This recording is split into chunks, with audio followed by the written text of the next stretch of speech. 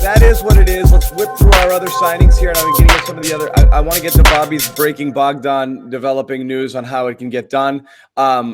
We do have also Tristan Thompson signs 2-year, $19 million deal. We talked about this on the thread. Not my favorite. I would have liked Thompson as a rent a buyout guy late last year. Just to ride out his existing whatever for whatever you could get him for, or if the Cavs were to have bought him out, I would have liked that, just because he would have plugged a need that from last season. I don't know that this guy is your every night starter. I think this guy is a situational role player mixed in with Tice and even Williams at times. Much that we've seen, he's an upgrade over Cantor in a different way, but much that we saw in the playoffs where each matchup calls for a different type of person and a different type of big to play minutes. That's who Thompson is to me. He's not your every night 5. That's just my opinion. I don't know if you guys differ. I think Jimmy likes him the best out of this group, I think. So Jimmy, give us your take for why. Talk us into it. I can be talked into it. This is just my vibe. You're getting a guy for 2 years, $19 million. I mean, find me how many NBA players are your, bona fide starter with that type of money? This guy's being brought in to be a role player, to be a guy that has championship experience, has played, in the same organization, knows what it takes to win, has gone through some pretty bad times too up there.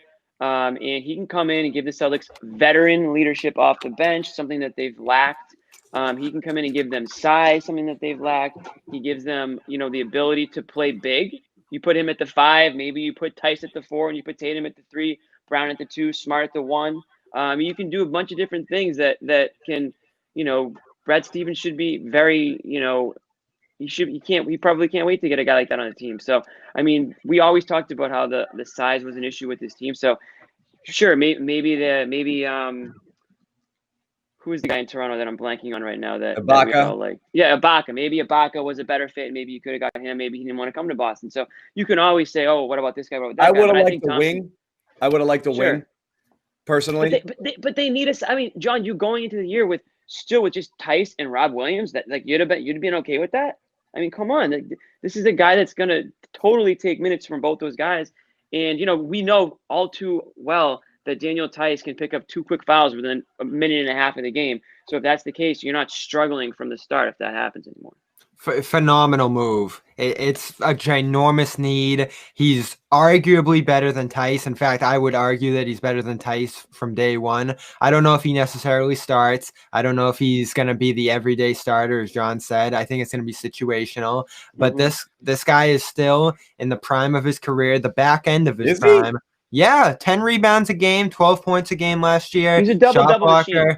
Yeah, he's not. Look, we have not paid a lick of attention to Cleveland because it's Cleveland. No, what I'm saying is nobody has watched a Cavaliers game in 2 years. Okay, nobody. So it's a fact. Not even in Cleveland. What I'm saying is no. Better yet, John.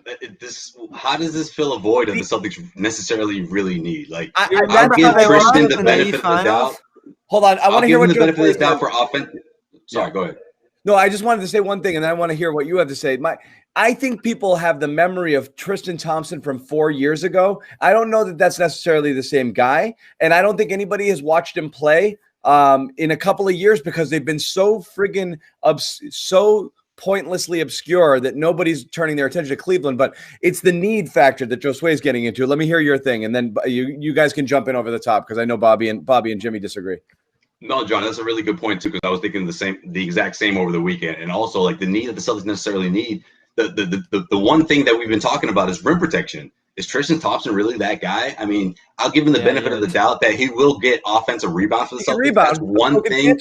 Yeah, he can rebound at high level, and this team can really produce from someone that can give them second chance opportunities. I mean, that's something that would, like, you look at throughout the course of the regular season, what Daniel Tice did in games when he was really, big on the offensive board, the Celtics capitalized big time. So that's one thing I'll give Tristan the benefit of the doubt. Those 4 or 5 offensive rebounds can go a really long way for the Celtics. However, rim protection, I would have much preferred to see, the Celtics go out and make that sign and trade for someone like Miles Turner. Look, I don't know if people think that Miles Turner, I get it.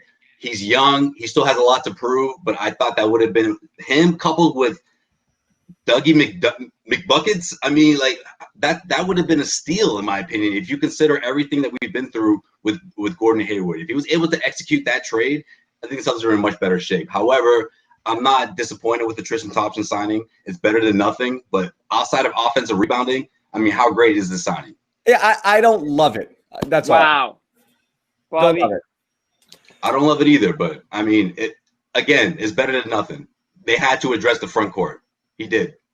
So the stats weren't great last year in pick and roll defense, and in his prime, I'd say he was probably the best defensive pick and roll defender at that spot in all of the NBA. He's 1.16 points per possession last year, which is not great. I'd call it about average. We have slippage.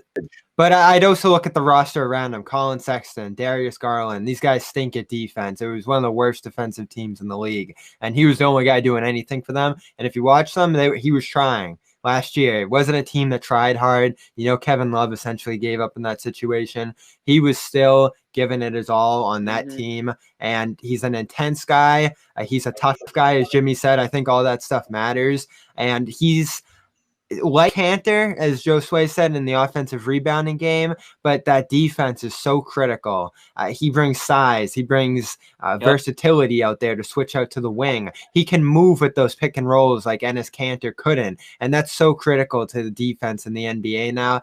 He is just going to be such a massive piece for this team on that end of the floor. Like this, you guys are going to fall in love. I know you're not 100% sold right now, but you're going to fall in love with this guy. The only thing I do not like about him at all, he's like Shaq at the free throw line. You got to get him out of there at the end of the games. I hate guys that play themselves off the floor in general. And I just, like I said, it's that's got Tristan Thompson written all over it. Yeah, and that he is. And okay, so let's put Rob out there. I'm worried Rob's for a team that doesn't have it.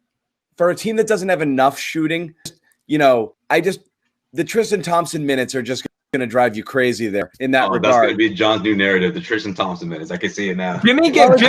So offensively, it's just going to hurt. It's just going to kill you there. What does this mean for Rob? That's a good point by Jimmy. Where's Rob going in all of this? Because I've been saying this for a couple weeks now. If you're not going to go all in on him and his development in these next 2 years that you have him, what's he even doing on the roster? Like if he's just going to play here, there, you're not going to bring Tice back. After next year, Bobby earned himself more than $5 million. He might go make himself some decent money. So that's true. Thompson replaces Tice as your veteran presence back there with the hope that Williams can ascend to something. Or again, you keep looking.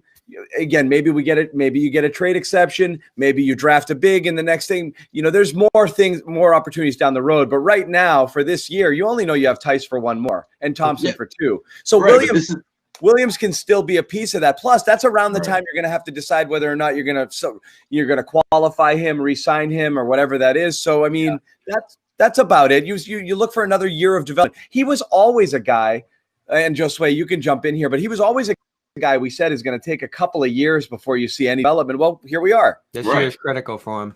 Exactly, and this signing applies pressure. This is perfect because this is it. This is the year. If Rob doesn't prove it now, he's out of here. Because let's face it, the Celtics have been very patient up to this point. Whether it was health, whether it was development, and he has to prove that one, he can be someone that can protect the rim or at least defend the pick and roll at a high level.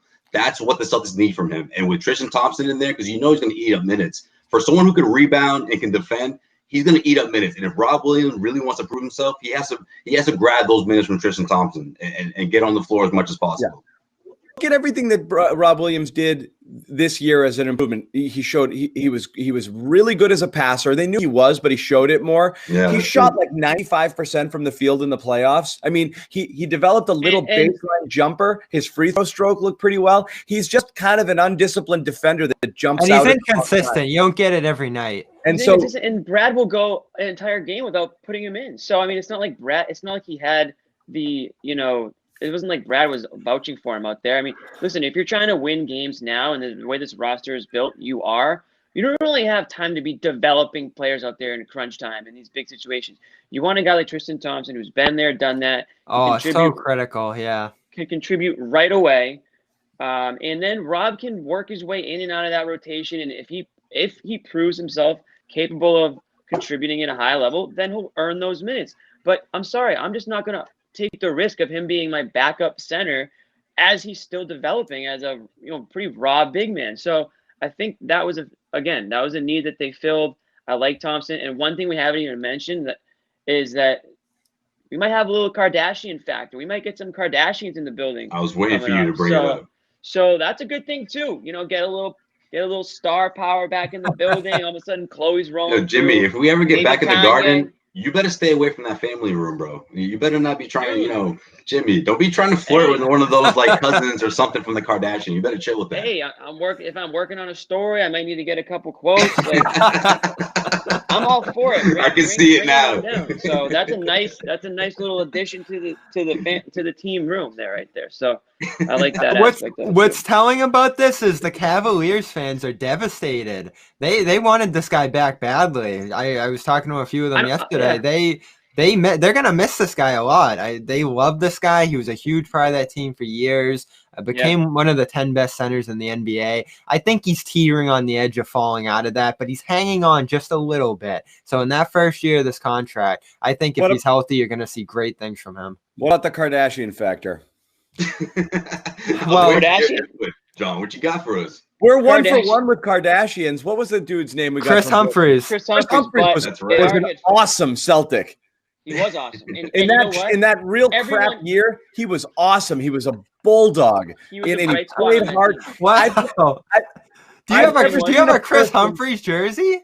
I've never seen the Chris Humphries story was so interesting because I was at that press conference. I've never seen anybody wanting to be anywhere less than Chris Humphries when they put him up in that press conference in Waltham. He was like, "What am I doing here?" It wasn't just him, though. It was all of them. It was all of them. They're like, "What?"